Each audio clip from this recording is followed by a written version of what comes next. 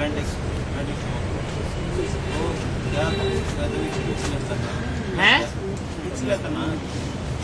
हिंदी में खींच लेता है। हाँ हाँ क्या है उस जो नाम पड़े हुए हैं ना, जो भी नाम पड़े हुए हैं वो काम की यादगार हैं।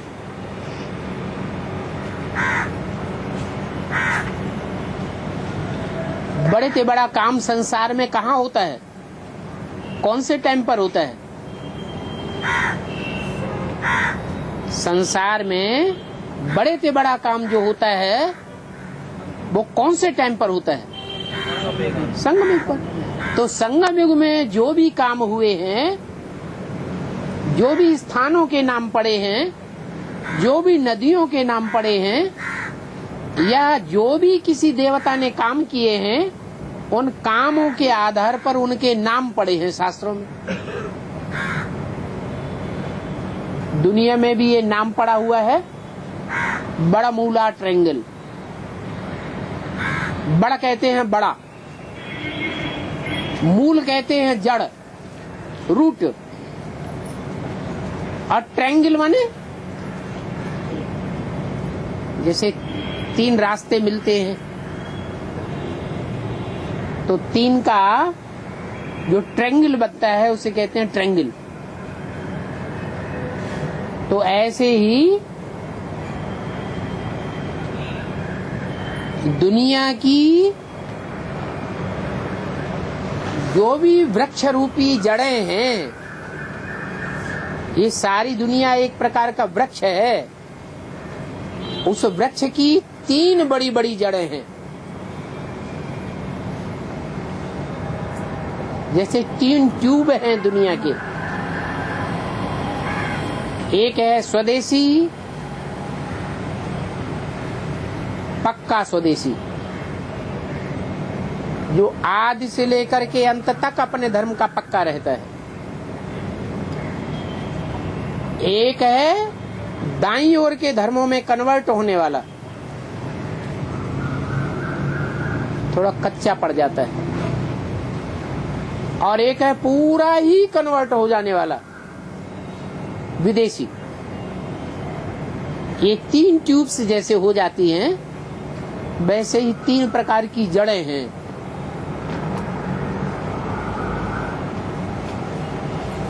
एक है ब्रह्मा, माँ के रूप में पार्ट बजाने वाली आत्मा। दूसरी जड़ वो है जो देवी देवता सनातन धर्म का फाउंडेशन डालती है, विष्णु। और तीसरा वो है जो विदेशी धर्मों का भी फाउंडेशन डाल देता है, जिससे बनता है जगन्नाथ, सारे जगत का नाथ, शंकर वाली आत्मा। ये तीनों का एंगल बन जाता है। परंतु जो ब्रह्मा वाली सोल है वो देखने में नहीं आती है अभी। या ब्रह्मा को फॉलो करने वाली जितनी भी आत्माएं हैं, ब्राह्मणों की संगमिक दुनिया में पार्ट बजाने वाली, जो सूक्ष्म शरीर धारण करती है, वो सूक्ष्म शरीर धारण करने के बाद इन आंखों से देखने में नहीं आती है, लेकिन ज्यादा पावरफुल बन जाती है। इतनी पावरफुल बन जाती है कि विष्णु के रूप में पार्ट बजाने वाली आत्माएं अथवा उनकी फॉलोअर्स, या शंकर के रूप में पार्ट बजाने वाली आत्मा अथवा उनके फॉलोअर्स में प्रवेश कर जाती है। प्रवेश करने का काम पावरफुल आत्मा करेगी या कमजोर आत्मा करेगी?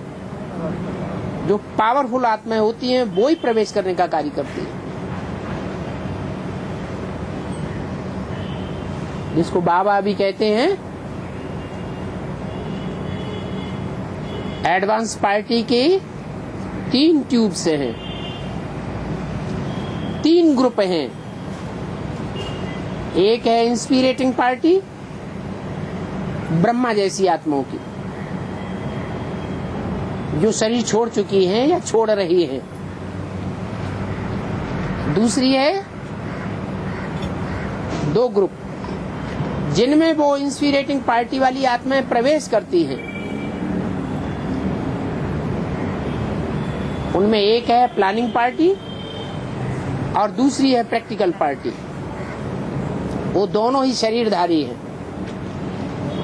तो जो शरीर के बंधन में बंधे हुए हैं उनमें ताकत उतनी नहीं होती है जितनी शरीर के बंधन से जो मुक्त हो चुके 5 तत्वों के शरीर से, उनमें ताकत होती है।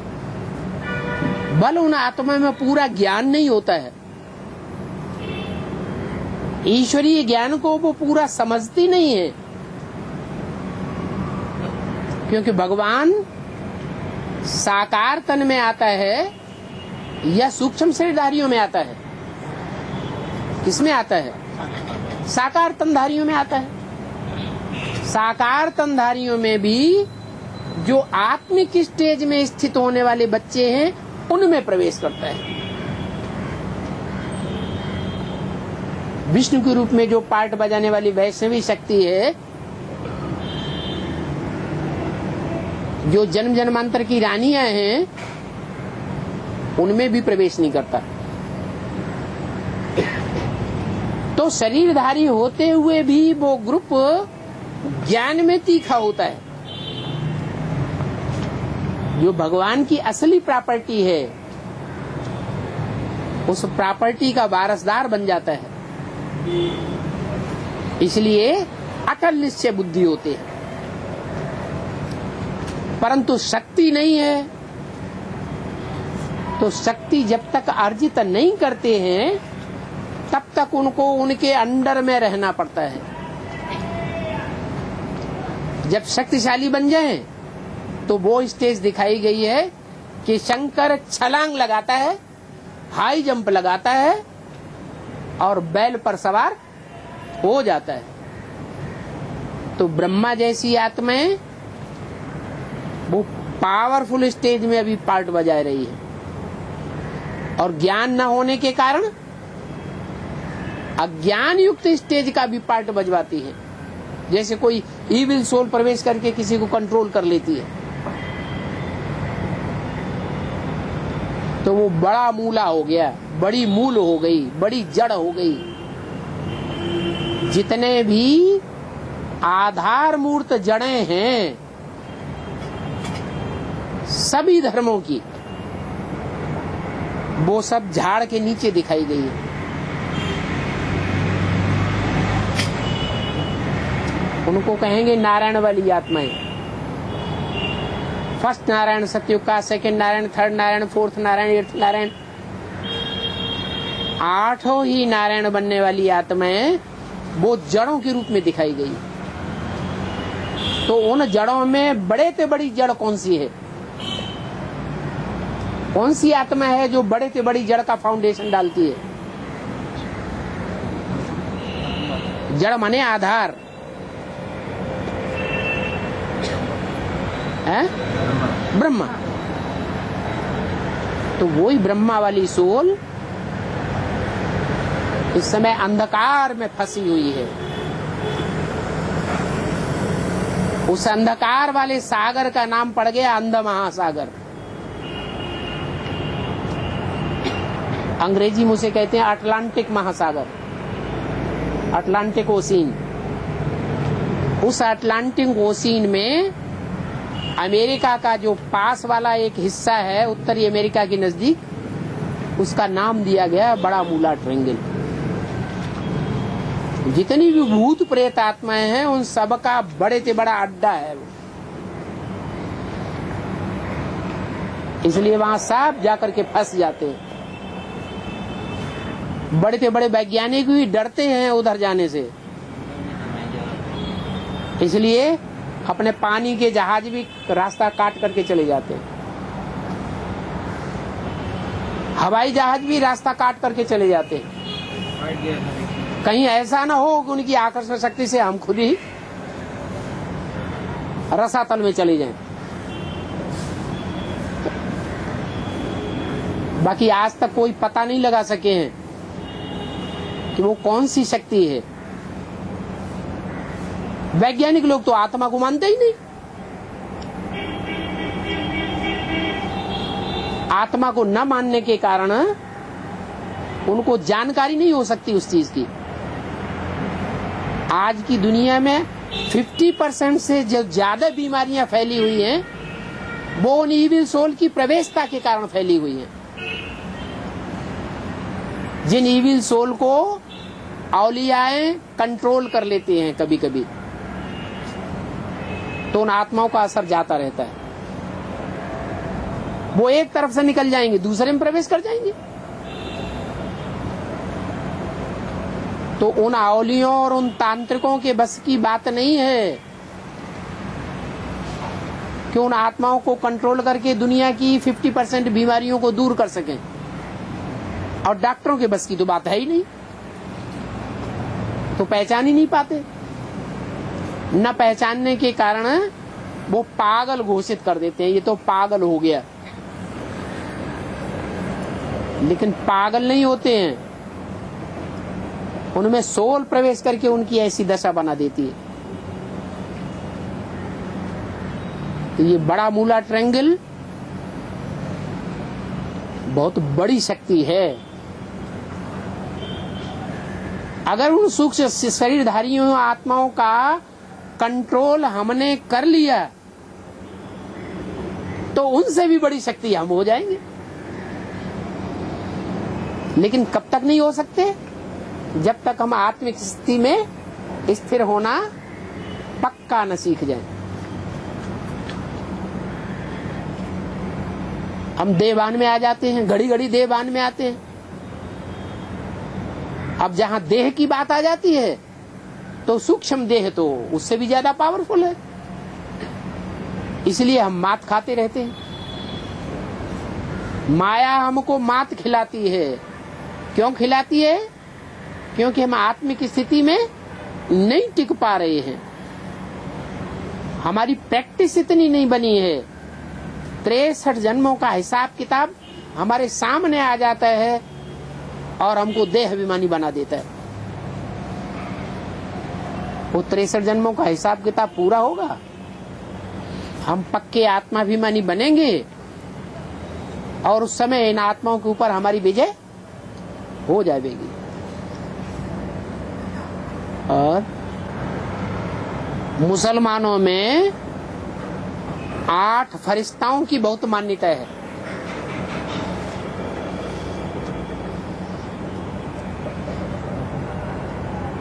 फरिश्ताएं क्या होते हैं? देहधारी होते हैं? देहधारी नहीं होते, वो भी भूत प्रेत आत्माएं हैं। भारतवर्ष में भूत प्रेत आत्माओं की मान्यता नहीं है, पूजा नहीं होती है, उनके मंदिर नहीं बनते हैं। और जो विधर्मी हैं, मुसलमान या क्रिश्चियन लोग, वो फरिश्ताओं की मान्यता ज्यादा देते हैं। 8 फरिश्ते उनमें ज्यादा प्रसिद्ध हैं। उनमें बड़े से बड़े फरिश्ता का नाम दिया है उन्होंने, है?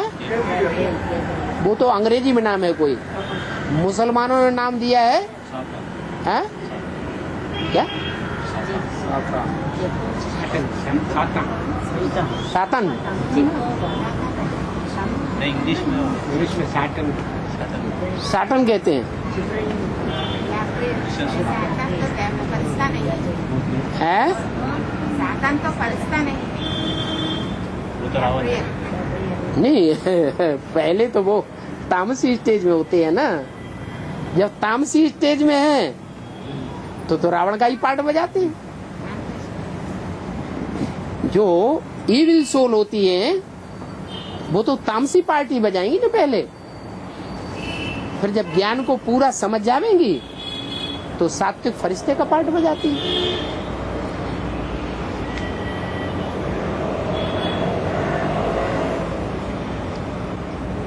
में बोला है बहुत अनन्य बच्चों को चित्र बना हुआ। हाँ, चित्र बनावेंगे।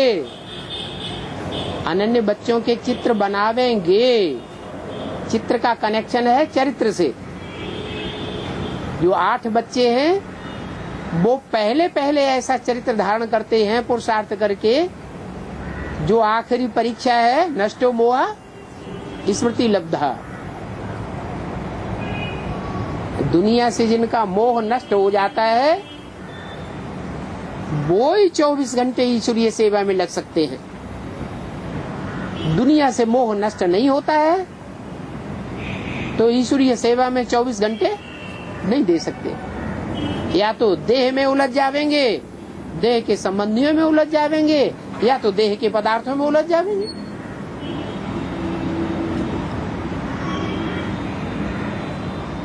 तो ऐसा श्रेष्ठ चरित्र जिन्होंने बजाया है उनके चित्र बनावेंगे। जो पुरानी दुनिया को लात मार दें और नई दुनिया को सदैव बुद्धि में रखें, बुद्धि रूपी हथेली में नई दुनिया, और पुरानी दुनिया को जैसे कृष्ण का चित्र दिखाया है लात मार रहे हैं। अब कृष्ण तो सतयुग में होता है, सतयुग वाली कृष्ण वाली आत्मा, उसके लिए तो ये गायन नहीं है। ये तो तुम बच्चों का गायन है।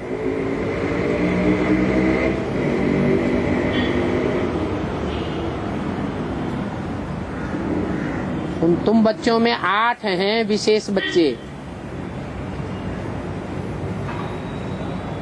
जिन्हें पहले बच्चे को ये टाइटल मिलता है संगमयुगी कृष्ण का।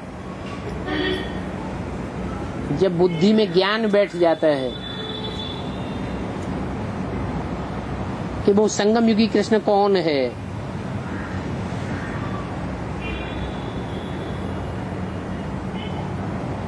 संगम का अर्थ ही है मेल, बाप और बच्चे के स्वभाव संस्कारों का मेल। विश्व का बाप राम वाली आत्मा और उसका पहला पहला बच्चा षष्ठी रूपी वृक्ष का पहला पत्ता कृष्ण। ये दोनों के स्वभाव संस्कार का मेल हो जाता है।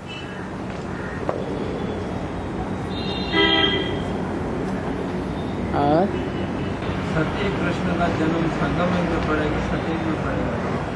है क्या? सत्य कृष्ण क्षत्रिय का जन्म सतयुग का सत्य कृष्ण का जन्म, हाँ, वो सत्य में पड़ेगा नहीं संगम में पड़ेगा। सत्य 100% को कहा जाएगा या उसमें 1/4% भी असत्य घुसा हुआ हो तो उसको सत्य कहेंगे। सत्य किसको कहेंगे? घड़ा रखा हुआ है, घड़े में दूध भरा हुआ है और उसमें 1 बूंद पानी का डाल दिया जाए या विष का डाल दिया जाए, सांप का विष,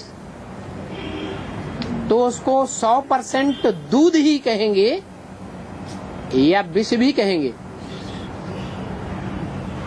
भले 1 बूंद भी विष की है तो भी सारा क्या हो जाएगा?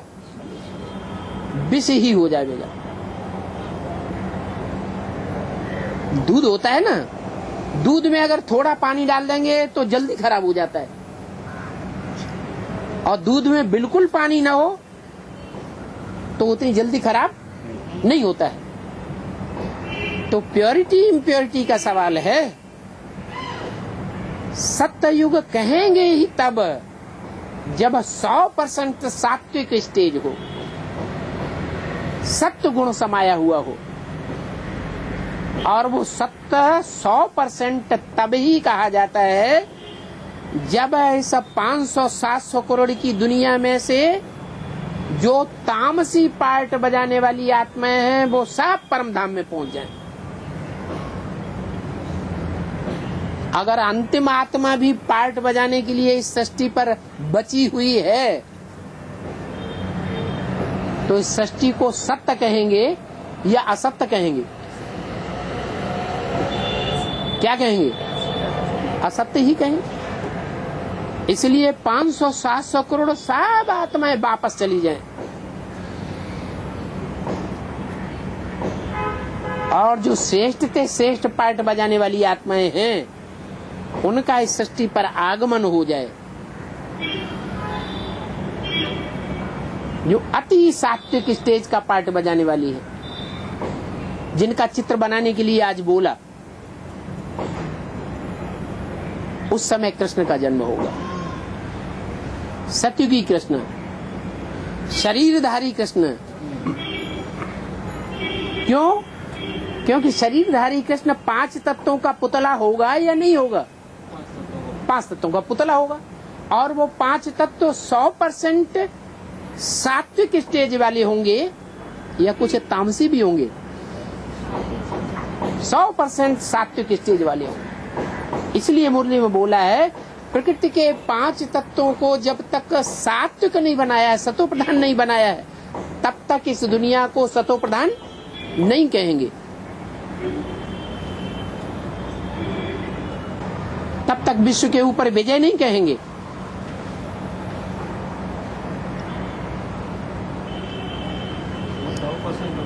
है तो हाँ, जब तक 500-700 करोड़ मनुष्य आत्माएं इस सृष्टि पर मौजूद हैं, या उनमें से एक भी आत्मा इस सृष्टि पर मौजूद है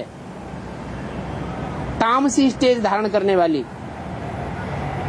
तब तक सतयुग नहीं हो सकता 100%। या तो सतयुग है या तो कलयुग है।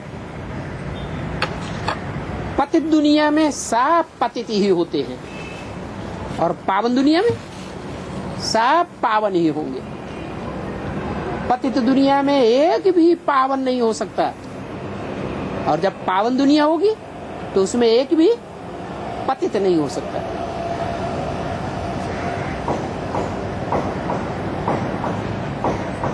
हाँ, ये कहेंगे कि वो जो सत्युग की सतो प्रधान दुनिया है, जहाँ कृष्ण साकार का जन्म होगा,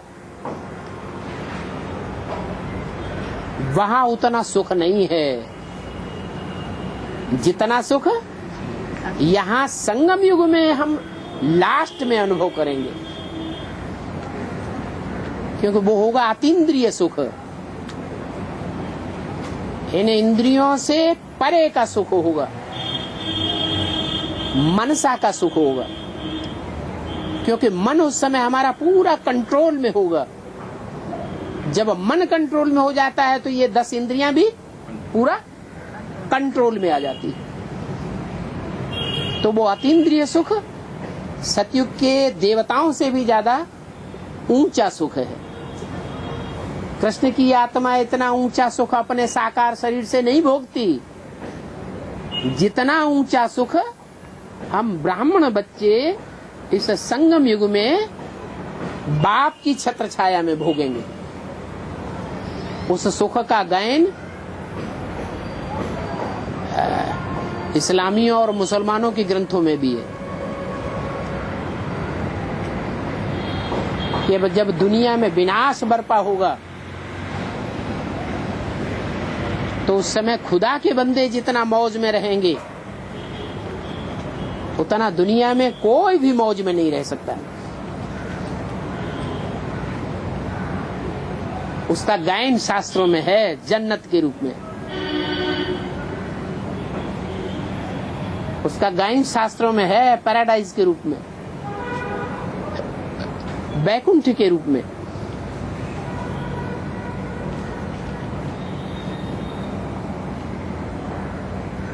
और जब दृष्टि लेता है, हाँ? दृष्टि जब लेता है उसका क्या फायदा होता है? उसका आज का फायदा होता है, कैसा फायदा होता है?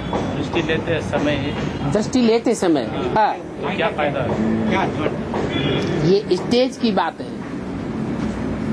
आत्मिक स्थिति में रह करके और परमात्मा बाप के पक्के स्वरूप को निश्चयात्मक बुद्धि से पहचान करके उस 100% श्रद्धा भाव से जो दृष्टि ली जाएगी, वो संग का पूरा रंग लगाएगी। जैसे इंद्रियों का संग का रंग लगता है, अन्य इंद्रियों का संग का रंग लगता है ना, ऐसे ही आंख का भी संग का रंग लगता है, लेकिन उसमें अपनी अपनी भावना काम करती है। हो सकता है कि जो दृष्टि लेने वाला है वो देह भान में बैठा हो, देह भान में रहने वाले की दृष्टि परमात्मा को पहचानने वाली होगी या न पहचानने वाली होगी? नहीं पहचानने वाली। जो नहीं पहचानने वाला है, देह अभिमानी है, वो देह अभिमानी परमात्मा बाप की बुद्धि के वाइब्रेशन से ग्लानि में बैठा होगा या गायन में बैठा होगा? ग्लानि में बैठा होगा, तो उसको दृष्टि का क्या असर पड़ेगा? है? वो प्रजापिता से दृष्टि लेगा या शिव से दृष्टि लेगा या कृष्ण की आत्मा से दृष्टि लेगा? कैसे पता चले? आत्मा तो तीनों कार्य कर रही है ना एक ही शरीर में। कृष्ण की आत्मा तो घड़ी घड़ी इंटरफियर करके कार्य करती है। जब ब्रह्मा के तन में मुरली चलाते थे तो भी इंटरफियर करके बोलती थी, अभी भी इंटरफियर करके कार्य करती है, क्योंकि बच्चा बुद्धि है।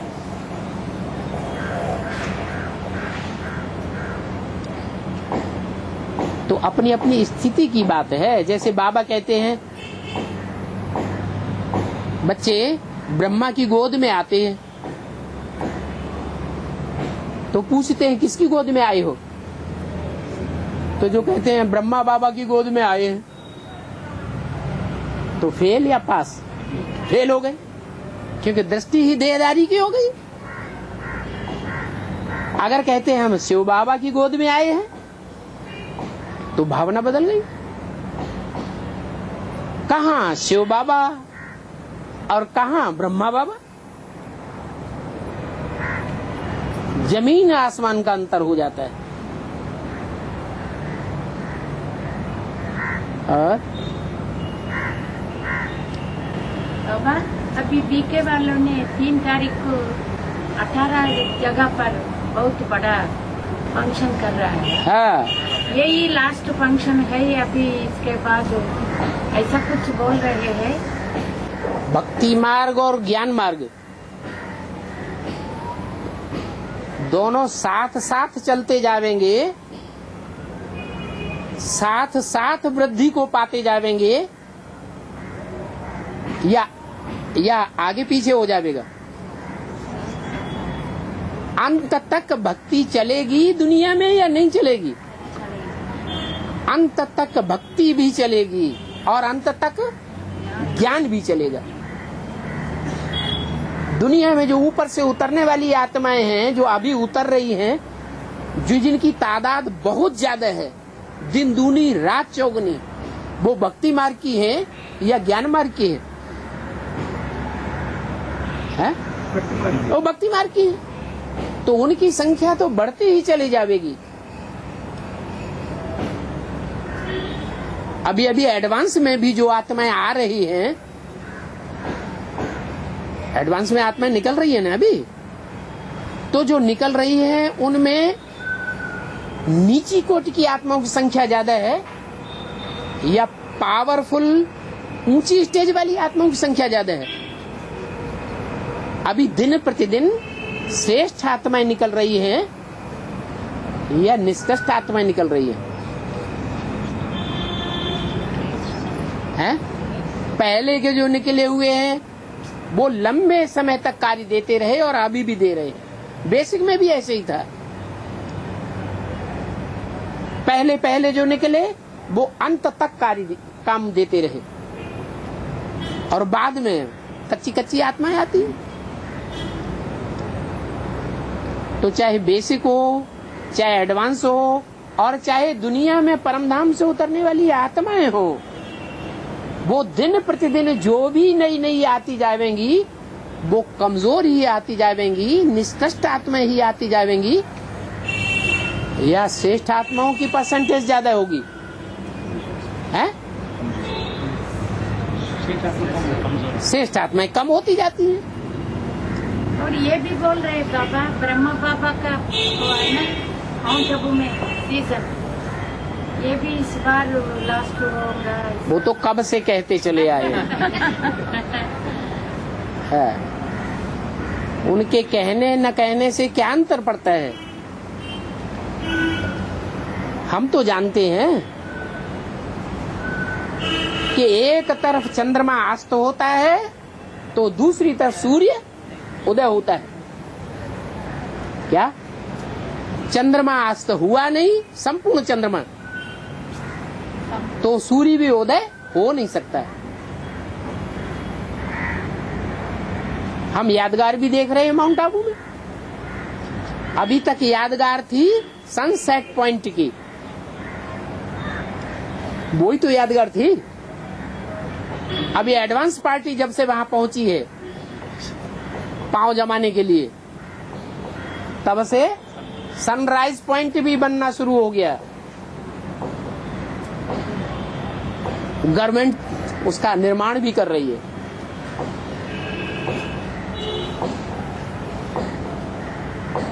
तो चंद्रमा पूरा अस्त होगा, दूसरी तरफ सूर्य पूरा उदय होगा। ये अस्त होने के बाद उदय होगा या साथ साथ एक तरफ अस्त होता है, दूसरी तरफ उदय होता है। ये पावरफुल से ऊपर आएंगे तो ये तो अस्त होता है। ये पावरफुल से नीचे जाएंगे।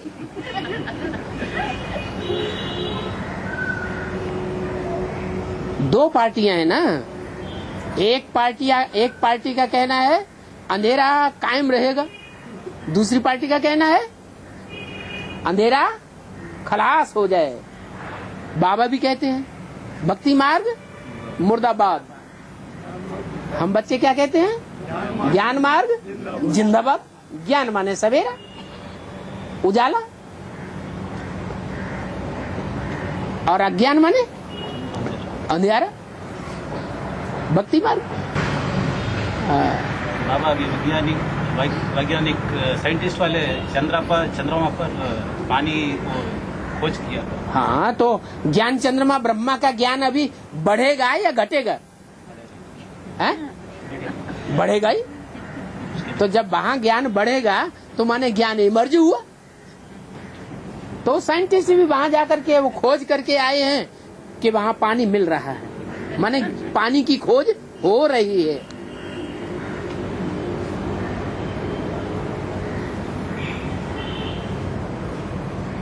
असली बात तो चैतन्य की है या जड़ की है? असली बात किसकी है? असली बात तो चैतन्य की है।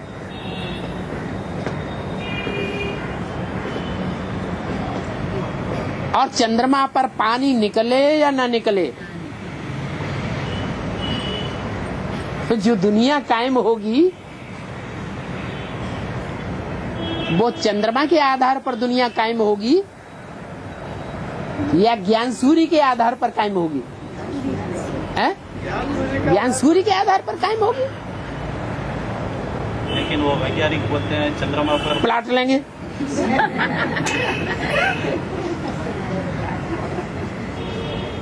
उनको पता ही नहीं है कि पृथ्वी पर ही जीवन है, दूसरे कोई ग्रह उपग्रह पर जीवन नहीं है। जीवन जीने के लिए सूर्य से निर्धारित दूरी ही चाहिए। पृथ्वी पर ही नॉर्थ पोल साउथ पोल पर सूर्य की किरणें दूर पड़ती हैं, तिरछी पड़ती हैं, तो वहां जीवन नहीं है। कोई जीव जंतु नहीं है, पशु पक्षी पतंगा कुछ भी नहीं है।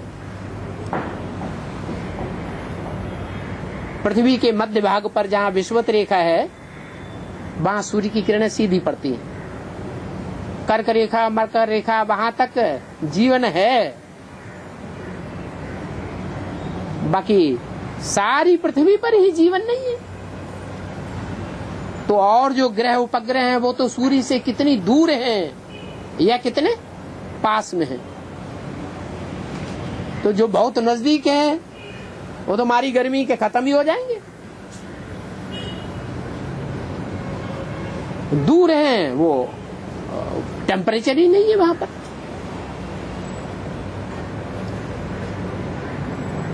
तो इनकी बुद्धि भ्रष्ट कहेंगे, तामसी कहेंगे, या सतो प्रधान कहेंगे, है तामसी बुद्धि है। बुद्धि का अहंकार दिखाते दिखाते ये खुद ही नष्ट हो जाने वाले हैं।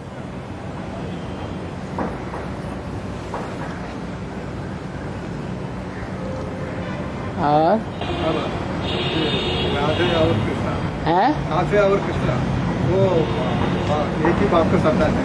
राधे और कृष्ण, दोनों हाँ एक ही बाप का संतान है। एक ही बात है। एक ही बाप का संतान है इन लोग।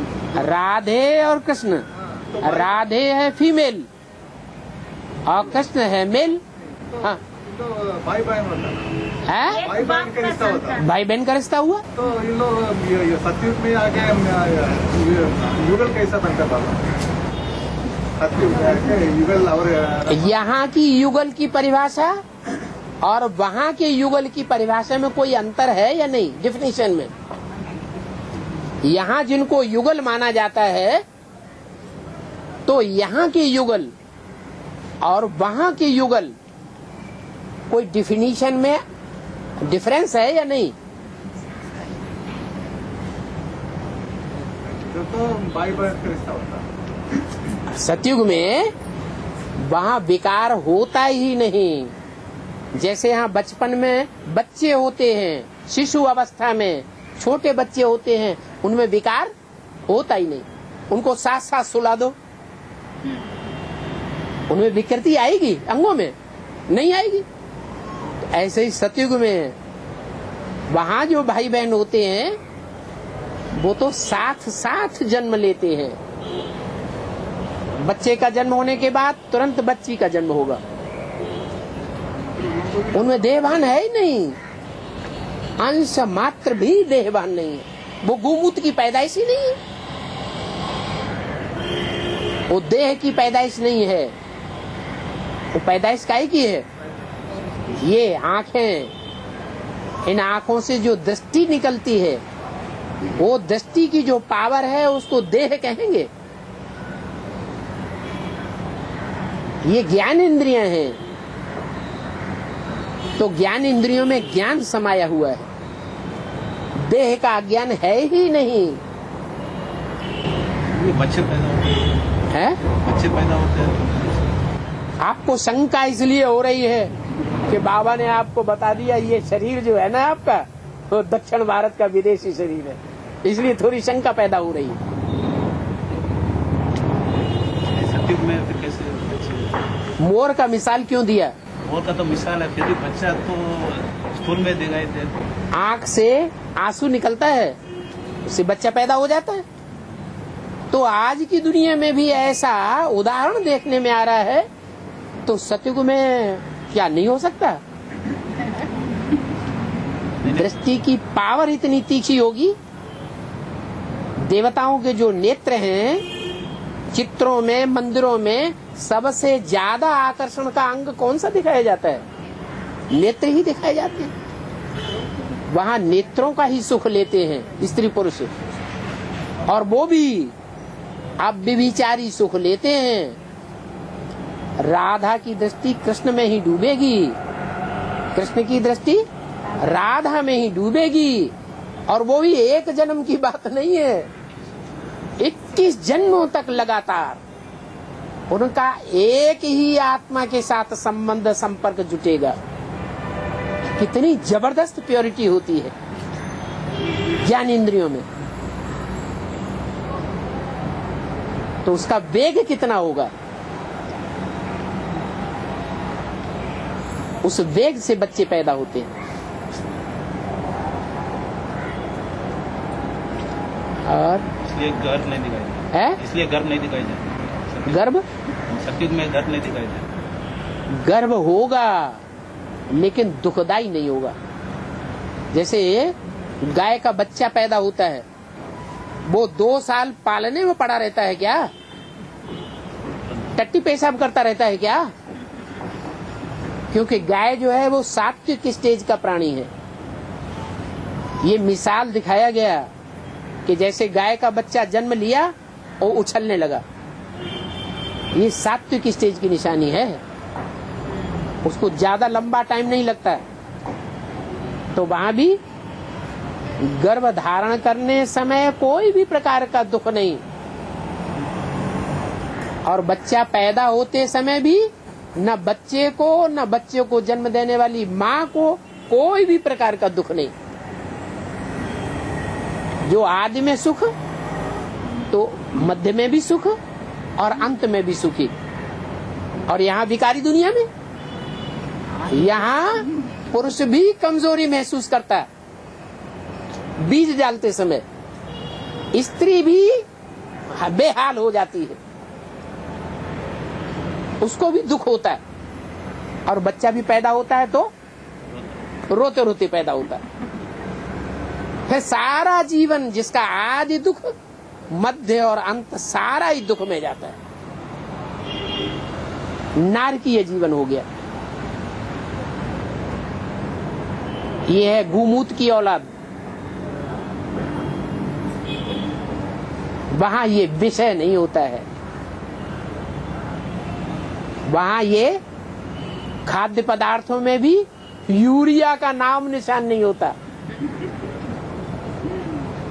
यहाँ तो यूरिन ही यूरिन, अनाज में भी यूरिया। और जो अभी भोजन कर रहे हैं ना ब्राह्मण याद का, उसमें भी यूरिया घुस जाती है। दूध से भी बनाते हैं यूरिया से, है दूध भी बनाते, दूध बना देते हैं यूरिया से। बताओ, है यूरिया डाल। है अति हो गई।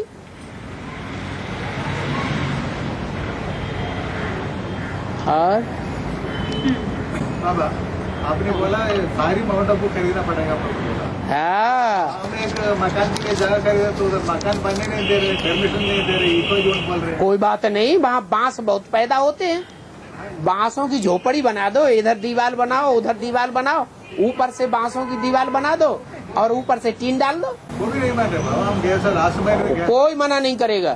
तो वो तोड़ देते बोल के। नहीं नहीं नहीं नहीं, बांसों की झोपड़ी मना करने का कोई मतलब, तोड़ दें फिर खड़ी कर दो। वो 20 बार आकर के तोड़े, 20 बार खड़ी कर दो, क्या करेंगे? आग तो लगा नहीं सकते, वो तो क्राइम हो जाएगा। इसलिए वो रात को बना दो, है रात में ही बना देते। हाँ, रात में खड़ा कर दो। और उस दीवार को शेर, चीता, भालू जो वहां जानवर निकलते हैं रात में, वो भी नहीं तोड़ पाएंगे। और जो ईंटों की दीवारें बनाते हैं उनमें तो बाहर से आने वाले जानवरों को देख नहीं सकेंगे। आप ये बांस की झोपड़ी बनाएंगे, उसमें बाहर से जानवरों को देखते भी रहो, और जानवर आपका कुछ नहीं बिगाड़ेंगे।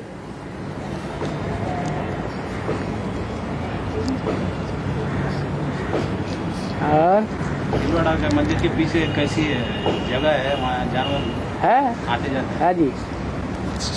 और ये नवग्रह है ना, है इसमें ये शनीश्वर है ना, है शनीश्वर, शनि, हाँ उसका तो कौवा का वो वाहन है, इसका क्या मतलब है, वो बात कौन करे? जितने भी धर्म हैं, जो धर्म है ना, उन धर्मों में कौन सा धर्म है जो कौवे की तरह काव काव काव काव बहुत करता है, भाषणबाजी बहुत करते हैं, लेकिन प्रैक्टिकल जीवन में देखा जाए तो 5 स्टार होटलों में जाकर के गंद ही गंद खाते रहते हैं, और काव काव करके उन 5 स्टार होटलों में दूसरों को बुलाते भी रहते हैं, विदेशियों आओ और हमारे होटलों में आकर के गंद खाओ। कौन सा वो पक्षी होता है जो ऐसा धंधा करता है? कौवा ही होता है। शनिदेव को है, उस पर वाहन करके सभी को अच्छा करता है। हाँ, जिसने बिगाड़ा है उसी को कंट्रोल करना पड़ेगा। दुनिया को बिगाड़ा किसने? इन आर्य समाजियों ने ही बिगाड़ा। जहां देखी तबा बारात वहीं बिताई सारी रात। इस्लाम धर्म आया तो इस्लाम धर्म में कन्वर्ट हो गए। देवता धर्म, हिंदू धर्म के ऊपर से आस्था उखड़ गई 1 सेकंड में। बौद्ध धर्म आया, बौद्धियों में कन्वर्ट हो गए। क्रिश्चियन धर्म आया, क्रिश्चियंस में कन्वर्ट हो गए। इनका कोई धर्म ईमान ही नहीं, कोई धर्म के ऊपर आस्था ही नहीं, इसलिए लास्ट में इनका राज्य होता है, उसको कहते हैं धर्म निरपेक्ष राज्य। हमको कोई धर्म की अपेक्षा नहीं, धर्म तुम कुछ भी मानो, हमको वोट देते रहो। बाबा कहते हैं रिलीजन इज माइट, धर्म में ही ताकत है, और ये कहते हैं हमें धर्म से कुछ लेना देना नहीं। तो इनके राज्य में ताकत है या पुलिस के जोर पर शासन चला रहे हैं? पुलिस और गुंडों के जोर पर शासन चल रहा है। जो वोटिंग भी लेते हैं ना, वो गुंडे उनको वोट दिलवाते हैं, नहीं तो ज्यादातर पब्लिक तो आज वोट देने ही नहीं जाती है।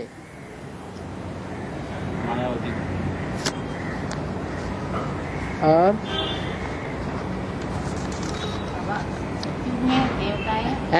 सतयुग में देवताएं पक्षियां से इशारे से सब समझते हैं, इशारे से समझ। हाँ। तो फिर उसका कि देवता बुद्धू होते हैं, इशारे से समझ, इशारे का काफी है, देवता में बुद्धू भी होते हैं। माने ज्ञान की बातें नहीं होती है वहाँ, ईश्वरीय ज्ञान की बातें बुद्धि में नहीं होती हैं, बाकी सेंसिटिव होते हैं।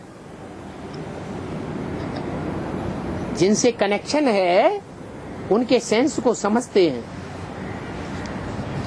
आज तो पत्नी पति के सेंस को नहीं समझती, वो कहता कुछ और है, बोलता कुछ और है, एक्ट कुछ और करता है, पत्नी कुछ और कर पड़ती है। एक ही परिवार में एक पार्टी को अपनाएगा, दूसरा दूसरे पार्टी को अपनाएगा, तीसरा तीसरे पार्टी को अपनाएगा, सब एक दूसरे के विरोधी। एक दूसरे की भावना को समझते हैं कि नहीं समझते हैं? नहीं समझते।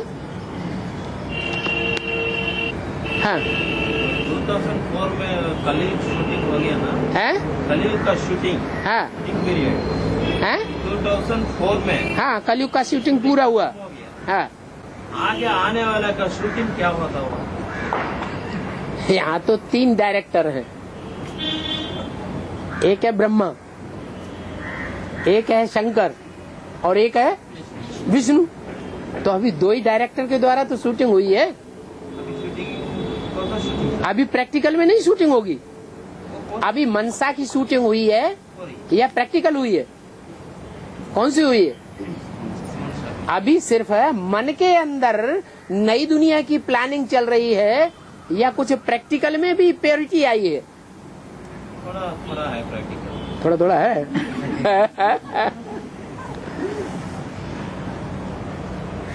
थोड़ा भी नहीं है। अभी प्रैक्टिकल में कुछ भी नहीं हुआ है, प्रैक्टिकल लाने का निमित्त ही अभी नहीं आया है।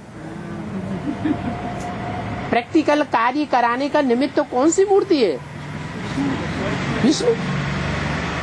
तो विष्णु मूर्ति जिसके लिए अव्यक्त वाणी में भी डायरेक्शन दिया हुआ है, विजयमाला का आवाहन करो। जब तक नहीं आएगी तब तक प्रैक्टिकल कुछ भी हो ही नहीं पाएगा। तो फिर सत्य का शूटिंग चलता है। हाँ, विष्णु आएगा तभी तो पालना होगी। फिर चलता नई दुनिया की पालना कब होगी? किसके द्वारा होगी? विष्णु द्वारा ही नई दुनिया की पालना होनी चाहिए। 61 से 77 तक क्या है? 61 से 61 से 61 to 77 हाँ, कौन सा शूटिंग चले? वो सतयुगी। हो गया ना? सतयुगी देवता वर्ण का हेड कौन है? शंकर। अरे 4 युग हैं, 4 युग में जो पहला युग सतयुग चक्र में दिखाया गया है, उसमें चित्र किसका रखा हुआ है?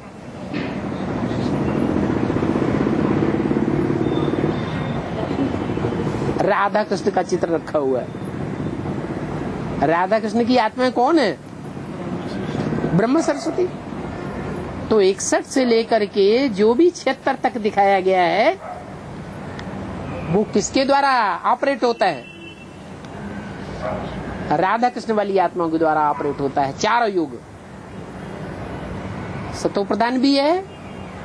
मम्मा बाबा ने जब शरीर छोड़ा तो सतो सामान्य भी है, फिर उनके चले जाने के बाद, साकार के जाने के बाद फिर रजो प्रधान भी है।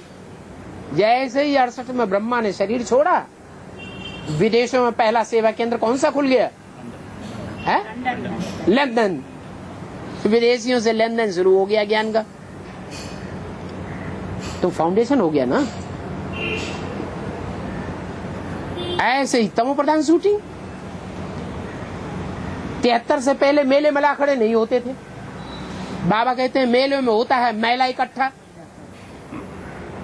73 से पहले तो मैला नहीं इकट्ठा होता था। फिर क्या हुआ? ढेर के ढेर मेले शुरू हो गए शहर शहर में। तो मैला की संख्या बढ़ी या घटी? मैला बढ़ेगा, ढेर की ढेर आत्माएं आएंगी और मुट्ठी भर ब्रह्मा कुमार कुमारियों के संसर्ग संपर्क में आएंगी और कानी आंख से देखेंगी। तो वाइब्रेशन कैसा बनेगा? गंदा वाइब्रेशन बनाती है। वो गंदे वाइब्रेशन से कलयुग की शूटिंग हो गई। लेकिन निमित्त तो कौन है शूटिंग कराने के लिए? वही ब्रह्मा सरस्वती की आत्मा। तो वो शूटिंग पीरियड ही सत्युगी देवता वर्ण की आत्माओं का है। 76 के बाद फिर क्षत्रिय वर्ण की आत्माओं की शूटिंग होती है। राम और राम के फॉलोअर्स, उनका कार्य शुरू होता है। ऐसे चारों योगों की शूटिंग का टाइम तो निश्चित है ना, लेकिन वो मनसा से है, प्रैक्टिकल में कुछ भी नहीं है। मनसा में ज्ञान गहराई तक समा गया, नई दुनिया की प्लानिंग सारी बुद्धि में आ गई, लेकिन करने वाले मजदूर तो चाहिए। राज मिस्त्री और मजदूर नहीं होंगे तो मकान कैसे बनेगा? इंजीनियर बना लेगा, सुपरवाइजर बना लेंगे? नहीं। और जगन्नाथ मंदिर का चावल है सुदामा का, छिलका उतरी हुई आत्माएं हैं। वो देह अभिमान का छिलका कौन सी युग में उतरता है? संगम में उतरता है। और श्रीनाथ मंदिर में घी के बनाए हुए 36 प्रकार के व्यंजन,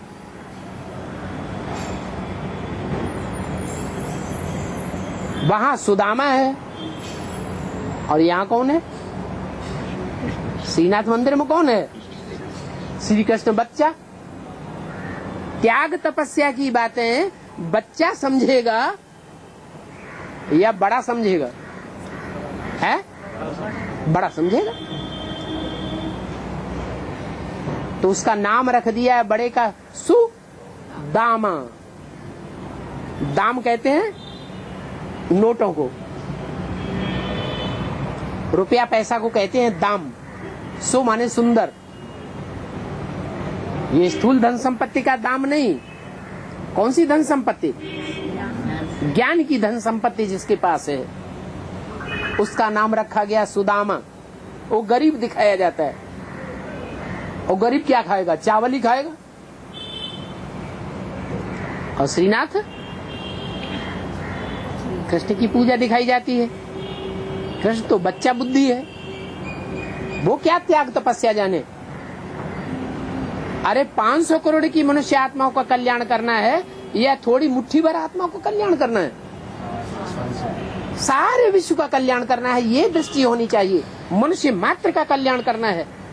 और वो 36 प्रकार के भोग हम खाते रहे तो कल्याण हो जाएगा? हम ऐसा यज्ञ स्थापन करें जहां हम 36 प्रकार के भोग खाने के आदी हो जाएं,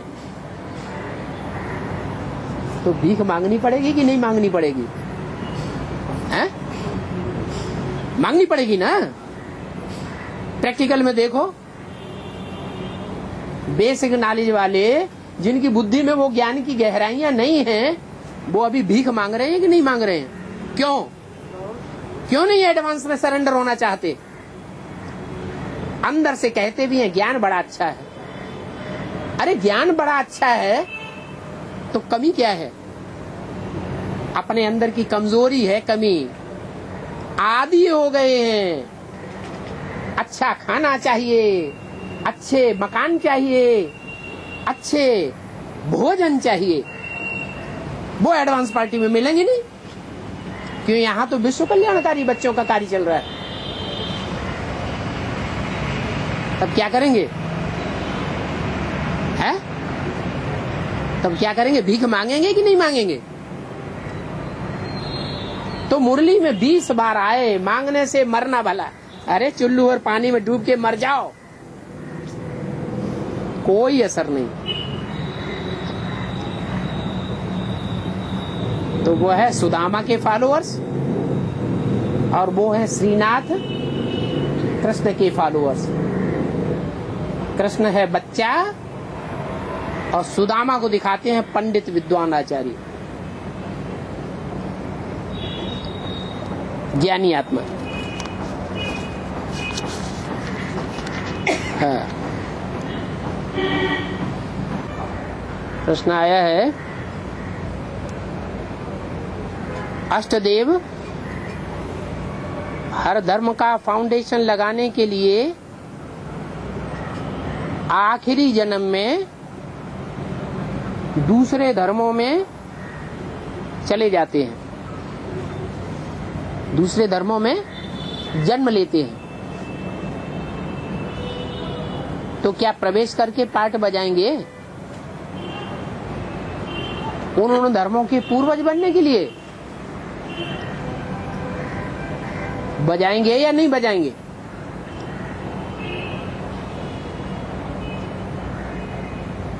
है?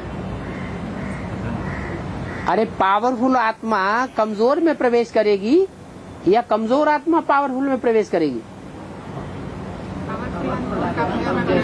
ऊपर से जब ब्रॉड ड्रामा होता है तो पावरफुल आत्माएं सतो प्रधान उतरती है और देवता धर्म की कमजोर पड़ी हुई आत्मा में प्रवेश कर जाती है, अपना धर्म स्थापन कर देती है। तो नीचे गिरा दिया। अब हम जानते हैं कि हम नीचे गिरेंगे या ऊपर उठेंगे? है? ऊपर उठेंगे। तो ऊपर तभी उठ सकेंगे जबकि वो पावरफुल आत्माएं अष्टदेव ज्ञान की ताकत से, योग की ताकत से इतने पावरफुल बन जाएं कि जो और धर्म वाले इस समय ज्ञान नहीं ले रहे हैं, ज्ञान न लेने के कारण राजयोगी नहीं बन पाते हैं, भोगी के भोगी ही बने रहते हैं। उन भोगियों में उन अष्टदेवों का प्रवेश होता है। वहां उल्टा था ब्रॉड ड्रामा में, उन विधर्मियों ने देवता धर्म वाली आत्मा में प्रवेश किया और यहाँ उल्टा हो जाएगा।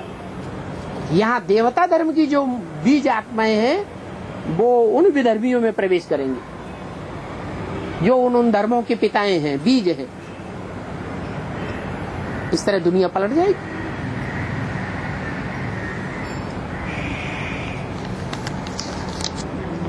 $500 करोड़ आत्माएं इस दुनिया से जाने का पार्ट बजाती हैं, तो वो स्थूल में दुनिया से जाते हैं या स्टेज में निराकारी होकर दुनिया से जाते हैं। और आत्मा स्थूल होती है या सूक्ष्म होती है? आत्मा तो सूक्ष्म ही होती है। तो आत्माएं जाएंगी आत्मलोक में तो आत्मा बन करके जाएंगी या देह के साथ जाएंगी? वो तो आत्मा ही बन करके जाएंगी, इसमें पूछने की बात क्या है। और जो आत्मा बने होंगे प्रैक्टिस करके वो पहले जाएंगे। जिन्होंने आत्मा बनने की प्रैक्टिस नहीं की, शिक्षा को, ईश्वरीय शिक्षा को धारण नहीं किया, वो बाद में जाएंगे। जो बाद में जाएंगे वो धर्मराज के डंडे खा करके आत्मा बनेंगे, देवभान का छिलका उतरेगा। और जो शिक्षा से जाएंगे वो पुरुषार्थ करके जाएंगे। बाकी आत्मा बन करके ही वापस जाना है। कोई भी देहवानी, देह में जिसकी बुद्धि धरी हुई है चाहे अपनी देह में चाहे दूसरों की देह में, वो वापस शांति धाम में नहीं जा सकती, ऊंची स्टेज में वो आत्मा नहीं जा सकती। हाँ, ये होगा कि कुछ आत्माएं ऐसी पावरफुल बन जाएंगी कि देह के अंदर रहेंगी भी और अपनी देह के अंदर होते हुए भी जब चाहें निराकारी स्टेज में टिक जाएं और दूसरों में प्रवेश कर जाएं,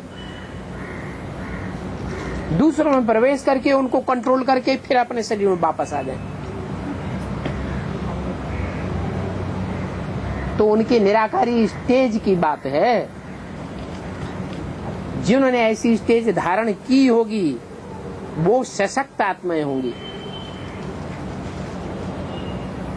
और जब इकट्ठी परमधाम में जाने की बारी आएगी तो वो ही आत्मा सबसे पहले पहुंच जाएंगी। पावरफुल आत्माएं होंगी। बाबा, हाँ। क्या